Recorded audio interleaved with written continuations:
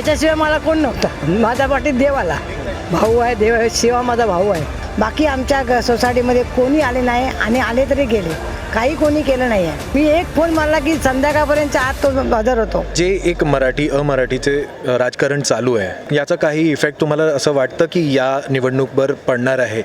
As a Marathi माणूस तुम्हाला काय वाटतं? मराठी माणूस म्हणजे शिवा शेट्टी आमचा मराठीच आहे.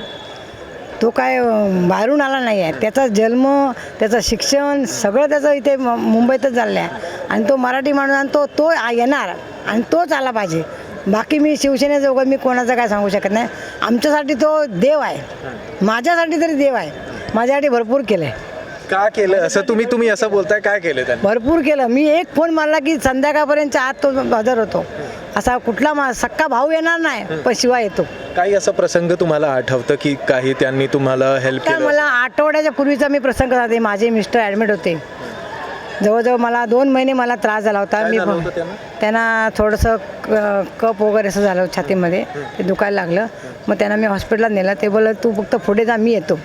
त्यांना इथे त्यांचं कार्यक्रम चालू होता मालाडला, तरी पण ते माझ्याकडे आले. त्याच्यानंतर त्यांचा संध्याकाळी कार्यक्रम इथे शिवाशेट्टी कार्यक्रम सोडून सोडून म्हणजे त्यांचं ते केलं. मग आम्ही त्यांनी आम्हाला म्हटलं तुम्ही ॲडमिट व्हा, मी येतो, तू घाबरू नको, मी तुझ्या पाठीची आहे. या शब्दालाच मी जाणलं माझ्या पाठीत देव आला, त्याच्याशिवाय मला कोण नव्हतं. त्याच दिवशी संध्याकाळपासून त्यांचा MHBला अय्यप्पाचा कार्यक्रम होता. सगळं त्यांचं स्वतःचा कार्यक्रम असतो, स्वतः करतात MHBला, तरी 11 वाजेपर्यंत ते माझ्यासाठी बसलेले. अजून मला काय पाहिजे? डॉक्टरांची ओळख करून सगळं करून त्यांनी मला हेल्प केलं, सगळं केलं. पैशाचं नाही आहे मला, मी माणूस म्हणून त्यांना मी चांगला होता. तो माझा देव आहे, भाऊ आहे, देव आहे, शिवा माझा भाऊ आहे. त्याने भरपूर केलं माझ्या गल्लीसाठी, माझ्या पुऱ्या गोराईसाठी पण त्यांनी भरपूर केलं आहे. काय केलं नाही असं नाही. माझ्या गल्लीमध्ये पाणी, लाईटीचं काम असू दे, लाद्याचं काम असू दे, शिवाकांनी आज सांगितलं उद्या. गल्लीमध्ये आमचं पाणी येत नव्हतं नालंदा कॉलेजच्या इथे, सगळं त्याने एका अर्ध्या तासात त्यांनी सगळ्या साहेबाला घेऊन आले. अजून काय पाहिजे?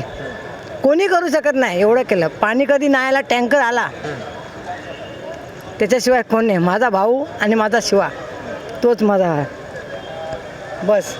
पण मी एक शिवा म्हणून मी त्याचं सांगू शकते, आज जितला पाहिजे आणि जिथून येणार. आणि त्याची मला कधी गॅरंटी आहे. आमच्या गोराईमध्ये पूर्ण सुधारणा शिवाबाईनेच केलेली आहे. पॅप्सी गार्डन म्हणू नका, कुठे सोसायटीची कामं म्हणू नका, सगळी कामं त्यांच्याने.